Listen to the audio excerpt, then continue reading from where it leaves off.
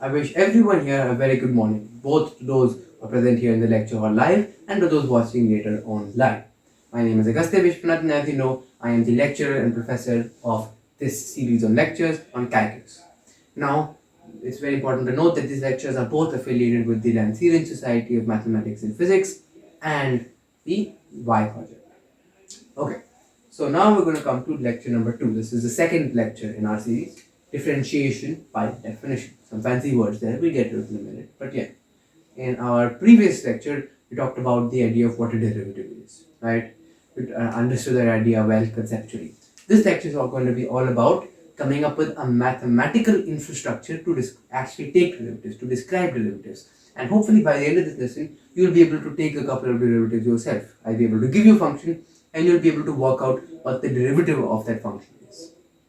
Let's get into it. But before we actually get into today's course content, let's just revise what derivative is in case you forgot or in case you're still a bit fuzzy, right?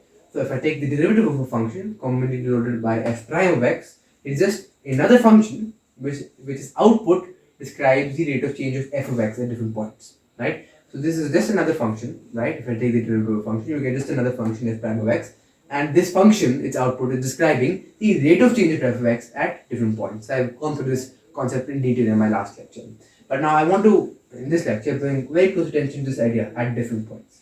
As I talked about in my last lecture, right, when we're trying to take derivatives, the value of the function is not the rate of change, average rate of change between 2 points, right? It is the rate of change in and around a given point, in and around a single point, right? And that is what we're going to have to work towards. Our goal throughout this lecture is going to be trying to figure out a mathematical way to figure out how to take the derivative or like the rate of change at a single point, right? We know between 2 points, but how can we take the rate of change in and around a point at with a single point? That is an idea which we're going to have to develop throughout this lecture, right? And one thing is, throughout the previous lecture, just to make the idea come easier across to the audience, what I said was the rate of change in and around a given point. I even said that this lecture, right? But we're going to be using some more sophisticated terminology in this lecture, that is instantaneous rate of change. So the rate of change in general just returns to how fast the function is changing, and often it's going to be between 2 points. But instantaneous rate of change refers to the rate of change of the function in and around a given point. In and around a given point, instantaneous, analogous, right? But just so that we are on the same page, this is the formal terminology, I'm now going to be using the word instantaneous rate of change. That is just the rate of change in and around a given point. And as I said, it's going to be a goal for this lecture to try to mathematically get to a position where we can do that, right? Now, how do we start with that? Well, the first idea might be with average rate of change. Now, what do we do? What do we know before going in? We know that how to take the derivative, not the derivative, how to find the rate of change between 2 points, right? x1, x2, right? You know how to find the rate of change between 2 separate points, right? It is going to be the change in f of x divided by the change in x, delta f by delta x, or if you want to write like this, x2 minus x1, and on the numerator, f of x2 minus f of x1, right? This is how we find the rate of change between 2 separate points, right? This is how we do that.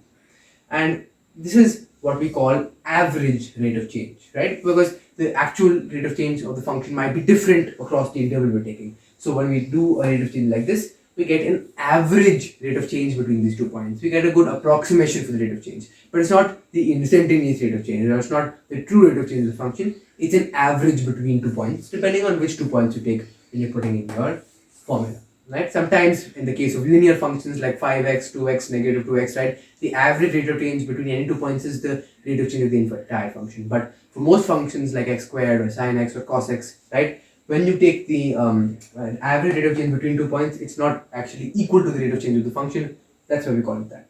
But my point is, this is what we are familiar with. We know how to take the rate of change between 2 points. And let's start off here and then try to sort of venture off into understanding how we might take instantaneous rate of change at a single point. So we're going to take 2 points, but we're going to define slightly differently, and you'll see why in a bit. So I'm going to say that there's some function f of x we're dealing with, right? Let's just get that out of the way. There's some function f of x. And now there's going to be 2 points, x and x plus h. So I could take x2 and x1, right? But I'm not going to do that. I'm going to do something slightly different, and you'll see why, but it's analogous. I'm taking some point x and then some other point x plus h. Same point, but then plus h, right? So you could say that these 2 points are a distance h across, right? A distance the distance between these 2 points is h, right? So I've got x and x plus h. It's slightly different from what we did before, but these are just any 2 points on the function, right? Same thing. Now let's consider the value of the function at these different points. This will be f of x. The value of the function at x plus h will be f of x plus h. Great. Now let's figure out what is the rate of change between these 2 points, x and x plus h, right? So we just need to plug in the change in the function over the change in x. Now the change in function is going to be f of x plus h minus f of x. And the change in x is, as we said, h. These 2 points are a distance h apart. Or if you want to just do it mathematically, you'll have x plus h minus x. X will cancel, so you just get h in the denominator. So that what this is saying is that if I take any 2 points on a function, f of x, x and x plus h, the average rate of change between those 2 points will be, this can be given by this expression, right? This expression will tell me the average rate of change of any 2 points x and x plus h in the function f of x, right? That's all we're saying here. And this is just an application of the formula we just previously learned. Now let's sort of think about this a bit more graphically, right? And try to get a better understanding. So this graph, in case you're interested, is y is equal to x cubed, right? And let's take x is equal to 2 and h is equal to 1. That means that I'm taking the points 2 and 3, the distance of 1 obviously, right?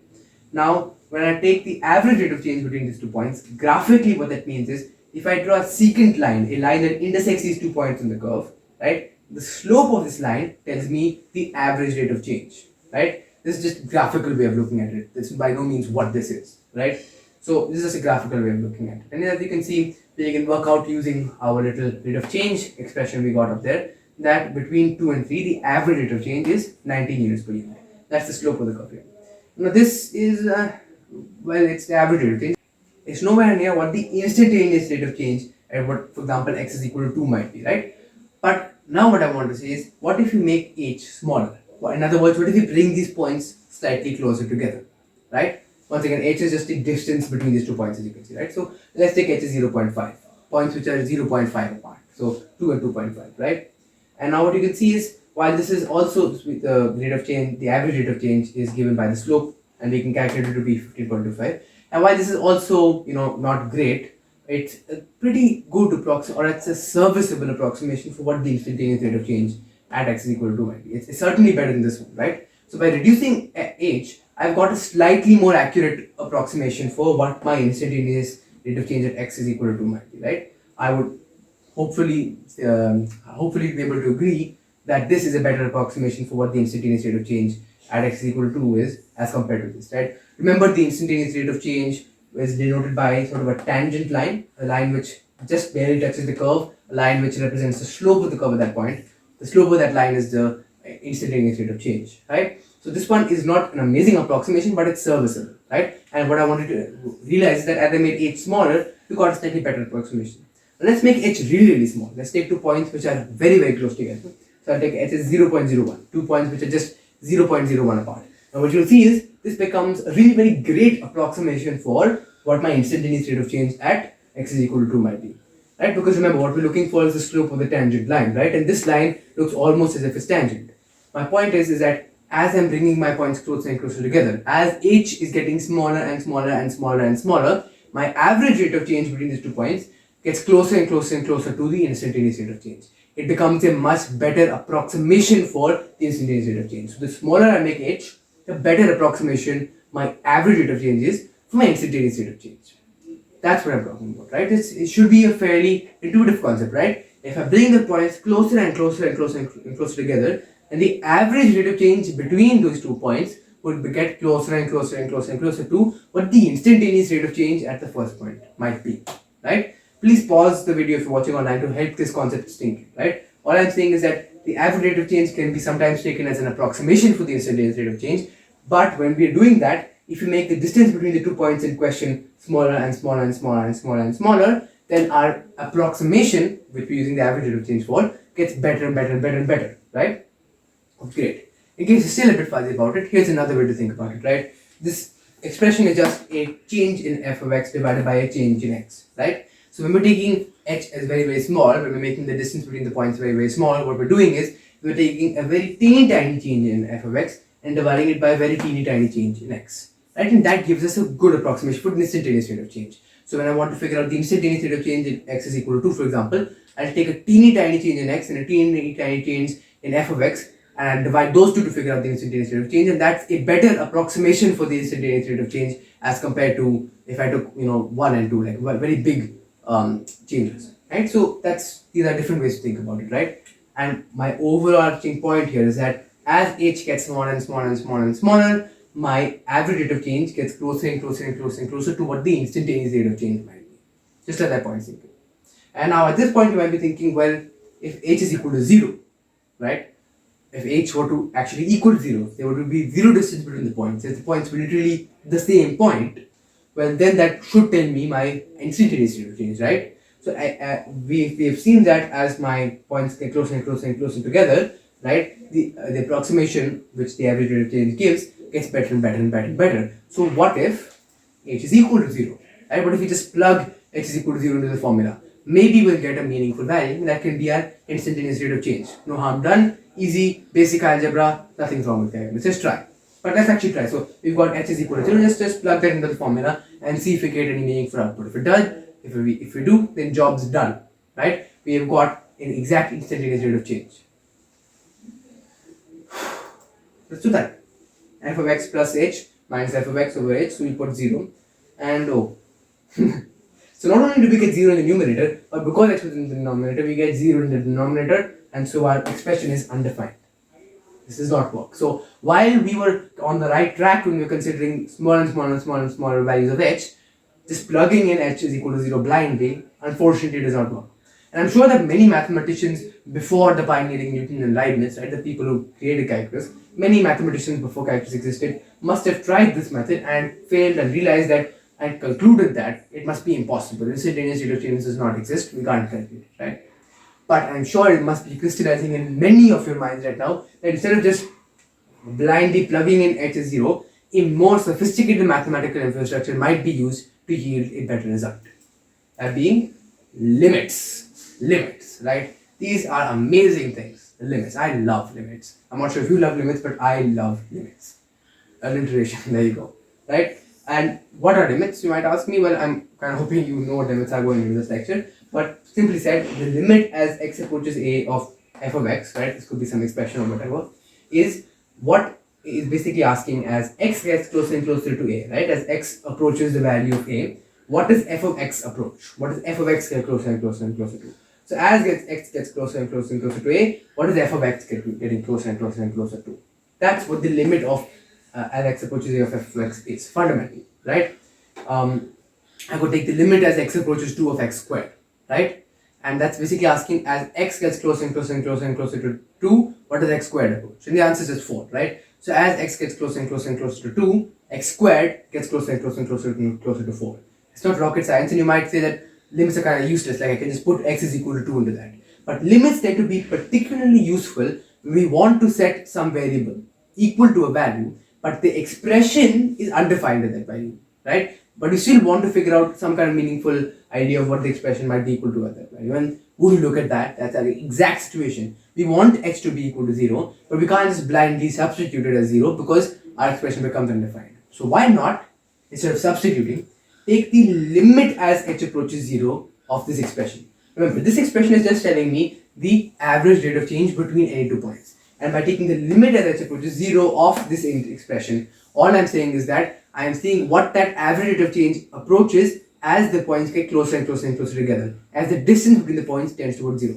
And we have just concluded and shown that as that limit, right, that when h gets closer and closer and closer to 0, our average rate of change becomes closer and closer and closer and closer to the instantaneous rate of change. So we can say, hopefully, that the limit as h approaches 0 of this expression is the instantaneous rate of change at x, right?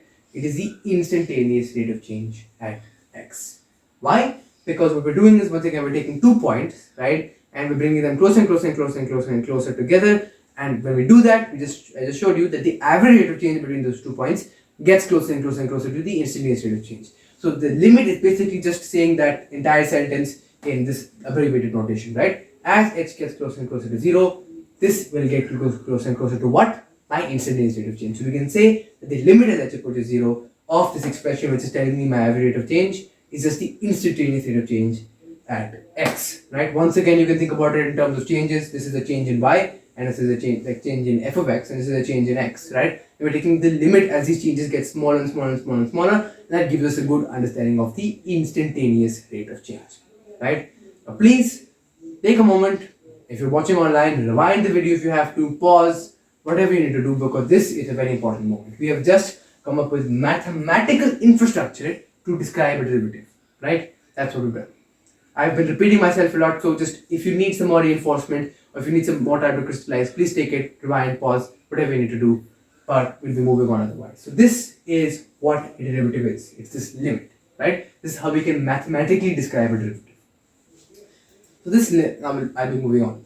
This limit is what we call a definition of the derivative, and we call it that because it's kind of the mathematical definition of a derivative, right? What I shared with you in the beginning of this lecture and the last one was the verbal definition of a derivative, but this one is a much more mathematical definition, and that's what we want because we are studying mathematics after all, right? So this is a definition of a derivative, mathematically speaking. Hopefully I've explained why well enough, right? Now, let's take f of x is equal to x squared, right? And now let's actually try to figure out a derivative. Let's try to actually compute a derivative using this, right? If it's just an expression, right? If it's just a sort of set, if it's just telling me conceptually what it is, it's kind of useless. I already know. So let's try to use this to figure out what a derivative is. Let's try to use this expression, this mathematical definition, to actually calculate a derivative. So as I said, we need to define a function. I have defined f of x is equal to x squared, and let's try to figure out what the derivative of f of x is. Now, if we were trying to figure out the instantaneous rate of change at a point, right, at a particular point, well, I could just brute force it. I could just set h equal to smaller and smaller values like 0.001, 0.00001, right, and I could see what this entire thing approaches, kind of like what we were doing with 2 and y equal to x cubed earlier. You saw it got closer and closer to 12 in that case, right? I could do the same thing, and it's kind of boring, but it would give me a result at the end. I would be able to figure out some kind of instantaneous rate of change. But remember, a derivative is not just a value. It is a function which describes the instantaneous rate of change for all the points, right? It's a function describing the instantaneous rate of change for all the different points, right? So what we can't brute force that. So we're going to need to do some algebra, right? We're going to have to actually take this limit for general x. So let's do that. So this is the definition of a derivative. So we've said f of x is equal to x squared. We've defined that. Let's just put that here, right? So we get the limit as h equals to 0 of x plus h whole squared minus x squared over h, right? And all this is saying is that this expression would tell me the rate of change between any 2 points on the curve y is equal to x squared, or like the rate of change between any 2 points when f of x is equal to x squared, and by taking the limit as h approaches 0, I'm getting the instantaneous rate of change at any value x, right? Great. Now what we need to do is we need to try to take this limit. What does this actually approach when h approaches 0? Now, in its current state, it's kind of difficult to sort of grapple with, right? How exactly, because h is in the numerator and denominator, substituting won't work. Like, how exactly can I figure out what this approaches? Well, one of the best strategies when you want to take limits is substituting the value equal to whatever, right? For example, in the early limit as x approaches 2 of x squared, if I just, to figure that limit out, I can just set x is equal to 2, substitute it and get my value as 4, right? So if you can, now the problem with substituting in this limit is that h is in the denominator. But if I can somehow algebraically manipulate this expression to get h out of the denominator and then substitute, I'll be able to easily figure out the limit. Now, let me make myself perfectly clear when I say that h is not equal to 0. Under no circumstances is h equal to 0. I am just talking about substituting h as equal to 0 to figure out the value of the limit. That's it, right? H is not equal to 0, we're taking the limit as h approaches 0, right? So while we will perhaps substitute h as 0 in the future, we're just going to do that to figure out the value of the limit. We're not setting h actually equal to 0, right? And I'll show you what I'm talking about will become clearer as we move forward. So as I said, a good strategy with this and indeed many derivatives is try to get h out of the denominator and then substitute equal to 0. Okay, so to do that, let's first expand this little whole square right over here and see what we get. So I just expand that out here, and thankfully my x squared and minus x squared will cancel, right? What you notice is that now all the terms in the numerator and denominator have h in them, and this is great. Why is this great? Because I can take h common, like this, right? And now because I've taken h common, I can cancel h in the numerator and in the denominator, and I get the limit as h approaches 0 of 2x plus h. Let me make this incredibly clear. this expression 2x plus h is equal to this entire expression. These two are the exact same thing, right? I have just sort of algebraically manipulated it and simplified it to this, and I've gotten h out of the denominator, which is the important thing. And now I can simply substitute h as 0 to figure out the limit, and I get 2x, right? Now once again, I will reiterate, h is not equal to 0. I am just setting h is equal to 0 to figure out the value of the limit. If you're still confused by is h equal to 0 or not, make up your mind, man. If these are your kind of thoughts, then forget about substituting h is equal to 0. Forget about all of that. Just look at this limit, right? Limit as h approaches 0 of 2x plus h. Now, as h gets closer and closer and closer to 0, 2x plus h should get closer and closer and closer to 2x. Wouldn't you agree? Because h's value is getting smaller and smaller and smaller and smaller to the point where we can ignore it. And this entire thing becomes equal to 2x. So if you're not comfortable with substituting the value because it gets you confused about whether it's equal to it or not, just think about thinking about taking the actual limit as h equal to 0, thinking about taking smaller and smaller and smaller values of h, and you figure out it's just another way to conceptualize it. But when we're doing very advanced computations and we're doing very advanced sort of algebra, it's just easier to think about it in this terms. Okay? So once again, what we're trying to do is, the strategy we're trying to follow is, we want to substitute h is equal to 0 to figure out the value of the limit, but h is in the denominator. So we want to algebraically manipulate our expression to get h out of the denominator and then substitute. And that will tell you the value, that will tell us the value of the limit. Right? Okay, great. And this is of course the strategy we follow for this, but this strategy works for nearly all functions. This is a strategy you want to follow for most functions. Some functions this strategy won't work. We have to do some more nuanced mathematics, some more complicated stuff with limits. But for now, right, this is the strategy we want to be following. We want to be trying to algebraically manipulate our expression to take h out of the denominator and then substitute. Now let's take a step back and realize, now this is kind of underwhelming with the way I was doing it, but we just figured out a derivative. I think we deserve a pat on the back. So I can say confidently now that 2x is the derivative of f of x. How did I figure that out? Just by using this little expression right here. That's all I did, right? So this is the derivative for any value x. The instantaneous rate of change at any value x is given this. And we figured out this giant limit in the case of x squared. It actually can just be simplified to 2x, right? So I can hence say that the instantaneous rate of change at any point x is of the curve y is equal to x squared, or the function f of x is equal to x squared, is just 2x. So this function right here will tell me the instantaneous rate of change for any value x of the function x squared. We have figured out a derivative. We have taken a derivative.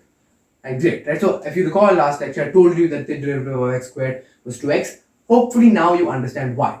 We've just taken this limit, that's all. Okay, great. Now, once again, this is a big milestone in the lecture, so please feel free to pause if you're watching online. Pause the video, rewind, do what you need to try to help the concept sink in as much as possible. But for now, I'll be moving on. Okay. Now, before we move on to practicing this a bit more and getting a better knack of it, let's just get some terminology notation out of the way so that it's clearer for what we're talking about.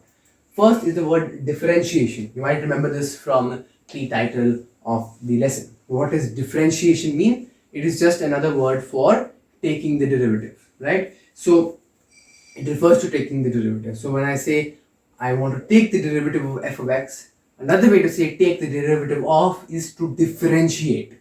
So to differentiate f of x is the same thing as to take the derivative of f of x. That's it, right? The differentiate is just another way of saying taking the derivative of. You'll hear people use them interchangeably, right? Differentiation as a noun refers to just everything to do with derivatives, right? So you'll hear this field of calculus, right? We're taking derivatives called differential calculus. You'll hear equations which have derivatives in them called differential equations. So that's what differentiation is. It's just referring to taking derivatives or using derivatives. That's about it. But this is a very commonly used word, so I thought I clarified its meaning at this point. The second is notation. Now I've been using the prime notation for derivatives, which is fairly common, but there are some other notations, so I want to go through those. Now f prime of x, we've been using this notation, just means the derivative of f of x. I've been using this notation throughout my lectures. I'm sure it's obvious by now. But there is another notation for derivatives, which is perhaps a bit more common. That's called the Leibniz notation. What is the Leibniz notation? Well, to represent the derivative of f of x, we represent it as df by dx, or sometimes d by dx of f of x, right? This is just a notation which we use to figure out what a derivative is, right? So this notation just means the derivative of f of x. Now, in case you're wondering why? What does this notation actually mean? What is this d dx? It's actually pretty useful to understand what this notation is, because it comes in very handy when we want to do differential equations and integration later down the line. So I'll explain what this notation actually means for that reason, right? Now, this is of course the notation, but what it actually means is that I'm sure you must be familiar with delta, right? So delta means change. So the average rate of change we figured out was delta f by delta x, right? We're taking a change in f and we're dividing it by change in x. Now d, right, it's letter d in calculus, is very similar to delta. It's in fact almost the same. It's just that d refers to a very small change. If you want to get technical, the limit as a change approaches 0, right? So if we're taking delta, just means a change, arbitrarily big, but d means an extremely infinitesimally small change, right? And so hopefully now this notation makes kind of sense, right? So delta f by delta x gives us the average rate of change between 2 points, but df by dx, a extremely tiny change in f by extremely tiny change in x, remember that's what our limit was, I explained it that way a couple of times, right? Will give us our instantaneous rate of change. In other words, our derivative, right? So that's what this is saying, right? df by dx just means a teeny tiny change in f divided by a teeny tiny change in x, and as we discovered, that's just our instantaneous rate of change or our derivative. Now, sometimes when you want to write a function, you could write it in the numerator, but it gets pretty hairy. So many people just shift the function off the numerator and write it as sort of multiplication, and then they write just d by dx of f of x, right? So if you had like a very big function like sine squared x plus 7 cos x plus e to the power x or whatever, right? Writing it on the numerator might be a bit tedious, so people tend to write it like this. This means the exact same thing, right? It's just written down like that. So a tiny change in f of x divided by a tiny change in x. So both notations are used interchangeably. And this is Leibniz notation for derivative. It's just a notation we use, another way of writing a derivative. But it's very commonly used. That's why I wanted to introduce it. And this idea of df and dx, in case you're curious, this like extremely small change in f, this df, is called a differential. That's his name, right? These are quite useful in maths, right? When we want to do further maths in terms of integration and differential equations, using these is quite common. So that's why I thought I'd go one step further and explain what the notation actually is. But if you're confused by all that, this is just another way to write the derivative of f of x. Okay, last thing. I had defined the previous derivative as in terms of 2 points, x and x plus h. But that's not the only way to do it. You could also define 2 points, let's say x and a, right? And you could take the limit as a approaches x, right? Of the rate of change between the 2 points. The rate of change between x and a will just be f of a minus f of x divided by a minus x. And you could take the limit as a approaches x. So this is the exact same thing as we were doing earlier. We're just taking 2 points and we're seeing as these points get closer and closer and closer together, right? What is the rate of change between them approach? They both are analogous, the exact same thing. But you won't find this limit in many textbooks and many calculus tests, because when we actually want to get around to taking the limit, when we want to compute the derivative, it tends to be very difficult to do it using this limit, or more accurately, it's quite easy with the previous limit in terms of h, and this one tends to be slightly more difficult, slightly more hairier, requires some more advanced algebra, right? So it's just a way most people tend to use the previous one because it's easier to take the derivative that way. This is a valid limit, another valid definition of a derivative, and you can compute derivatives using this. I have done a couple using this definition, but most people tend to use the previous one instead of this one because those limits tend to be easier to take. That's all, right? So this is just some terminology notation and some ideas which I just wanted to clear up before we moved on to practicing our differentiation. Okay, let's practice the taking the derivative of different functions. You start with x squared. Let's do a couple more. We just need to take this limit for different functions, right? I'm going to keep this on the top here just so that it's clear, right? Let's try 5x squared, right? Similar function but fairly different, right? So once again, we've got 5 into x. We just plug this into our definition, and remember when we're taking f of x plus h, that's the whole dx. We have to multiply x plus h by 5 and then square it, and of course f of x is just 5x squared. So we get 5 into x plus h whole squared minus 5x squared over h. Once again, we want to get h out of the denominator and then substitute it equal to 0. That's our strategy here. So let's expand this. When you expand it, you get that. And once again, we're quite luckily, our 5x squared and minus 5x squared cancel, right? And we're left with this. Now once again, all these terms have h. Very luckily again, we can take h common. We can cancel h in numerator and denominator, and we get the limit as h approaches 0 of 10x plus h. We just substitute h is equal to 0 and get 10x, and that is indeed our derivative, right? So I did that fairly fast, but feel free to pause the video here if you want to ponder this a bit more. Once again, if you're uncomfortable with substituting h as 0, all you have to think about is that as h gets smaller and smaller and smaller and smaller, 10x plus h just gets closer and closer and closer to 10x, right? Hopefully that's a very intuitive thing. And this is the strategy we're following, right? We're just trying to get h out of the denominator so that we can substitute it equal to 0. Okay, so that was that function. Now let's move on to the next function. That's going to be 3x cubed. Oh, I got cube here. Now I would like you, if you're watching online, and even if you're in the lecture hall, you can just write down in your notebook. Try to take notes while you're doing it. You can just write down the derivative in your notebook, right? Pause the video here if you're watching online and try to do this yourself. Right? Try to take this derivative yourself. You've seen how I've done it for the previous two functions, right? We basically just wrestled with this, got an h out of the denominator, and then substituted h is equal to 0 to take the limit, right? Same logic needs to be followed here. Exact same thing as I did in the last one. It's just cubed this time. So if you're watching online, please pause the video and try it. If you're in the lecture hall, just write it in your notebooks right now. And yeah, I'm going to wait a little bit and then I'm going to show it here. If you're watching online, please pause the video to take your own time trying to solve this derivative. Okay, so I'm assuming you've done that, right? So we can now move on to actually looking at the solution, right? So we've got the f prime of x is going to be what? We've got to substitute our function here. So it will be 3 into x plus h whole cube minus 3x cube. This is a common mistake. You might not get the function right, or you might forget to multiply by 3 or something like that. Just remember, you want to take the function on the entire x plus h, right? And once again, we want to get h out of the denominator, so let's expand it. This expansion is slightly hairier than you might like, but don't worry, it's still manageable.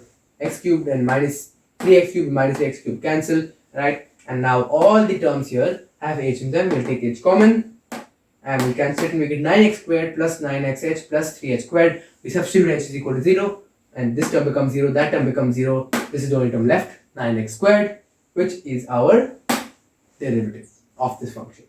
What this means, let's just reiterate in case you're still kind of confused, that the rate of change, the instantaneous rate of change of the function 3x cubed at different point x can be described by the function 9x squared. This will tell you the instantaneous rate of change for any point x of the function 3x cubed.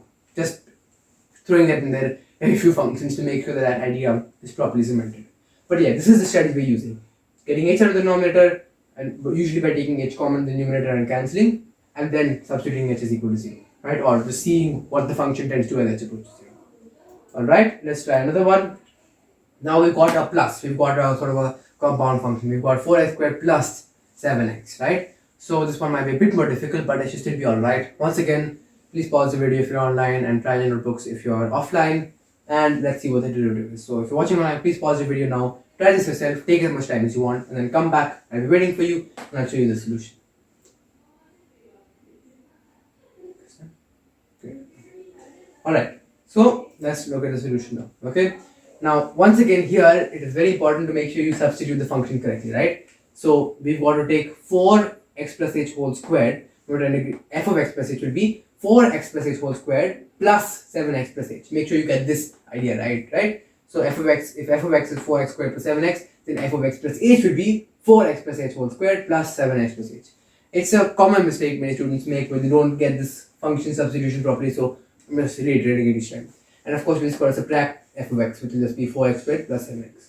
Okay, we'll expand everything out algebraically and we get this very hairy thing, but thankfully lots of things cancel.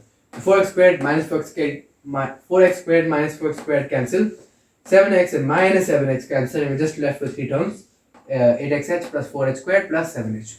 Once again, all these terms have h, so we can take h common, and we get h into this over h, cancel the h, and we get limit as h approaches 0 of 8x plus 4h plus 7. Now, when we substitute h is equal to 0, this term becomes 0, so we're just left with 8x plus 7. This is indeed our derivative, right? The derivative of 4x squared plus 7x is 8x plus 7.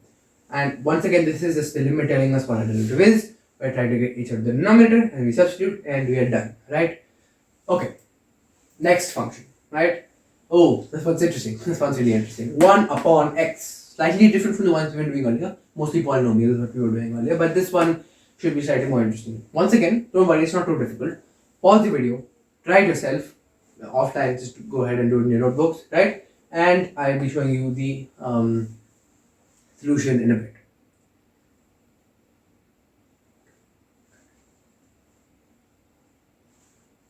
Okay, great. Fine.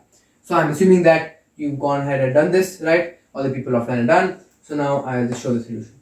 Great. So now once again we want to substitute the function 1 upon x. So if you want to take f of x plus h, it'll just be 1 upon x plus h minus 1 upon x divided by h. This is what we call a compound fraction. We don't really like these very much, so we're first going to cross multiply to make this 1, right? And we do that, we cross multiply, we get x minus h over x into x plus h divided by h, right? And x and minus x cancel, we're just left with minus h in the numerator. What we're going to do is we're going to bring h up to the denominator because we don't like to have a compound fraction, as I said. So we then get minus h over x into x plus h. Now once again, all the terms in the numerator and the denominator are multiplied by h. We can just cancel it, right? Because it's in numerator and denominator, we cancel it. And we're left with minus 1 into x plus into x plus h, right? Minus 1 divided by x into x plus h.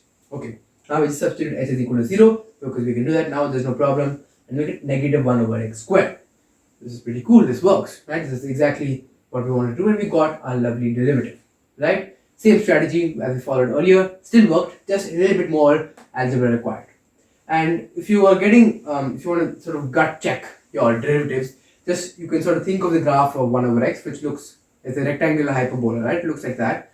And let's look at the derivative, right? And the derivative should be telling you kind of what the slope of the graph looks like. And as you can see, when you've got minus 1 over x squared, for values of x less than 1, we get a pretty large negative number, right? Because when we take the square of values less than 1, we get another value less than 1, and 1 upon something less than 1 is a pretty big number, right? So we get large negative numbers when x is equal to less than 1, and that's what we see, right? So the graph has a very large negative gradient when x is equal to less than 1, and then as x gets bigger and bigger and bigger, 1 over x squared gets smaller and smaller and smaller, and it's still negative, right?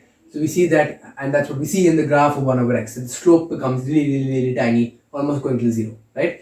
So this is just a good way to sort of gut check your derivative by visualizing the graph, right? You don't get too attached to the idea of a graph, but it's a good way. It is a good way to gut check, is the derivative really correct? If this was like a positive derivative, for example, then I would be kind of skeptical because I know that the slope of 1 over x is always negative. Okay, that being said, let us move on.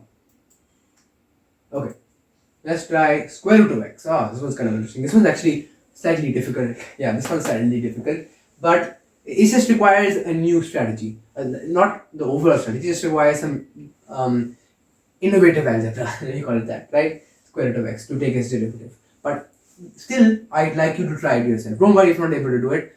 No, I wasn't able to take its derivative the first time I did it. If that makes you feel better, that makes you feel any better. But please still try to do it yourself. That also goes for people here. And pause the video, and then I'll be waiting when you come back. Okay, I'm assuming you've done that. Okay, done. Alright. So once again, we've just got to substitute the function. So we get square root of x plus h minus square root of x over h. And this is where you might have been struggling a little bit, right? Like, what am I supposed to do with this? Because everything's in square roots, right? There's no expanding to be done. And I can't really manipulate this very much. And you might be a bit stuck because it's kind of difficult to get h out of the denominator when it's stuck in the square root. So what we need to do in this case is, let's first try to get rid of the square roots, because that's probably a wise first step. And the way to do that is to notice that we've got two square roots subtracted from one another. So what we can do is, we can use the identity a plus b, a minus b, right? A plus b into a minus b is equal to a squared minus b squared. This is a very famous identity, right? It's used all the time. We're going to use this, right? That just means that if I have two numbers a and b, then a plus b into a minus b is a squared minus b squared. It's really simple to prove, and we're going to use that here. So I'm going to multiply both the numerator, and just to, if you're still kind of confused, we've got square root of x plus h minus square root of x, it's there, right? So what we're going to do is we're going to multiply both the numerator and the denominator by square root of x plus h plus square root of x, and both the numerator and denominator by this, right? And what we got is, now we got a plus b into a minus b, right? So this will just be equal to a squared plus b squared, right? And we'll be able to get rid of the squares, right? Now we've got to multiply it. It's very important that we multiply it both in the numerator and in the denominator to preserve the value. If I just multiply the numerator, then I change the value of the expression, there's no point, right? So I need to multiply both the numerator and the denominator. And as I said, because we've got a minus b into a plus b, we can just say this is equal to a squared minus b squared. So a is x plus h. We get square root of x plus h whole squared is just x plus h, and then square root of x squared is x. So we get x plus h minus x, and the denominator sort of remains the same, right? Now x and minus x will cancel. We just left with h over h into square root of x plus h plus root x. Now h and h will cancel. It's kind of going a little bit off the screen there, but we get f prime of x is equal to limit as h approaches 0 of 1 over square root of x plus h plus root x, right? Now we can just substitute h is equal to 0 here. We get 1 over root x plus root x. Root x plus root x is 2 root x. So we get 1 over 2 root x. And that is indeed our derivative. And we're done. That's all, right? It was slightly difficult, right? I was particularly stuck. I didn't think to do this the first time I was trying to take this derivative. My cousin had to come and help me. But don't worry. So if you didn't think of this step, don't worry. A lot of people don't think of it the first time, right? But this is how we would take this derivative, and you can use this when you want to take the derivatives which involve square roots in the future, right? But the derivative of square root of x is just 1 over 2 root x. Okay, next function. X plus 1 over x plus 2. Okay, this one is it's something, alright, right? This one is kind of difficult. I'm sure you're going to find it. It's not difficult like the last one where you're kind of stuck what to do. Just the algebra involved with this one is quite hairy. So once again, you can just pause the video, try it yourself, and I'll be waiting when you come back. Okay, how do we do this? Fairly simple, just the algebra is kind of hairy. So we go x plus 1 over x plus 2, so that will be x plus h plus 1 over x plus h plus 2, and then minus x plus 1 over x plus 2, right? Now once again, we want to merge these fractions, so we're going to have to do cross multiplication, right? So I just left it all factorized, but I've done cross multiplication and converted it into one fraction. We got h in the denominator. Now we're going to have to expand this behemoth here. I've expanded and compressed, right? So we get this, right? And we are going to bring h up here because we don't want to compound fractions. So we get that. Great. Now you notice a lot of things. Lots of things cancel. Basically, nearly everything cancels, right? So we get x squared because these two expressions are very similar. So we get x squared and minus x squared cancel. Xh and minus xh cancel. 3x and minus 3x cancel. Plus 2 and minus 2 cancel.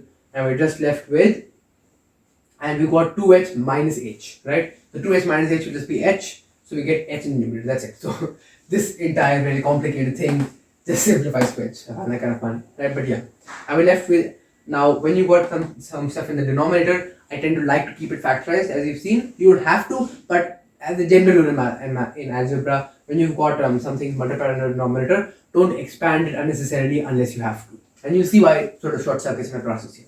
So I've got h over this, and I've got h in the both numerator and denominator, so I can cancel 1 over x plus 2 into x plus h plus 2. Substitute h is 0, we get x plus 2 into x plus 2, so 1 over x plus 2 whole squared. You could expand that if you want, I didn't, but yeah, right? And if I had expanded this, I'd get the same answer, it just takes slightly longer, right? So yeah, that's how we took this derivative. Same process, we just wanted to get h out of the denominator. Similar process to 1 over x what we followed. It's just that the algebra is kind of a bit hairier, right? But don't worry, it takes some time to get used to it. But hopefully that made it clear. And we've hopefully done enough derivatives now where the broad idea of how to take these derivatives mathematically is getting clearer, right? So, with that being said, that brings us to the end of the lecture. We've got a good understanding of how to mathematically take the derivative, right? How to mathematically describe what a derivative is. And we've also done many functions. We've actually differentiated them, got their derivatives right, and we've learned how to do that with the limit, right?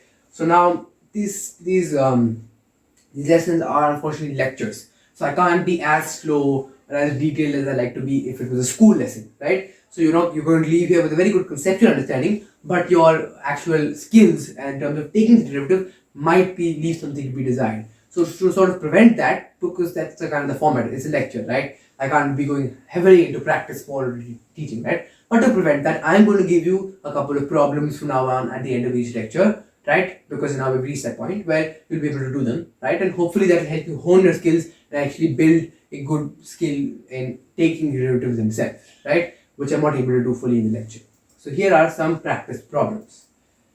Here they are. Please feel free to take a screenshot or write them down in your notebook for those present here. I'll be checking these next week. Please, all those in lecture hall, okay?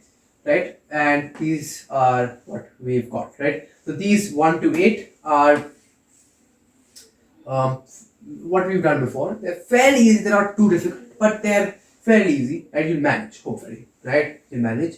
Now these two are quite difficult, right? You'll still manage, right? You just use the strategies we discussed before, but these two are quite difficult as compared to these, right? So I would recommend definitely do 1 to 8 to build a good muscle, right? But extra difficult if you want to, go ahead. If you don't want to, it's fine. But I still recommend everyone to at least try them, right? Even if they seem daunting at first, I'm sure if you try to apply the correct strategy, you'll find they're not as bad as you thought they were. Okay, so that's my practice problems. Once again, just take a screenshot if you're online, and I'm hoping you've already written it down by now if you're offline. And that's about it. So yeah, that's this lecture. And next lecture, we're going to be looking at something called differentiation rules. These rules are also sort of short circuit. What I'm showing you now learning is kind of a painful process. We want to take derivatives, but we'll be talking about that next lecture. For this lecture, I hope you enjoyed it. I hope you took something of value away. If you have any questions if you're watching online then you have any questions, please leave a comment on this video. I'll get back to you as soon as possible, right? And once again, I just hope you've taken something of value away and you learned something. Because at the end of the day, that's my job, and if you've learned something, then I've succeeded. That being said, thank you very much for attending this lecture, and I'll see you next week with differentiation rules.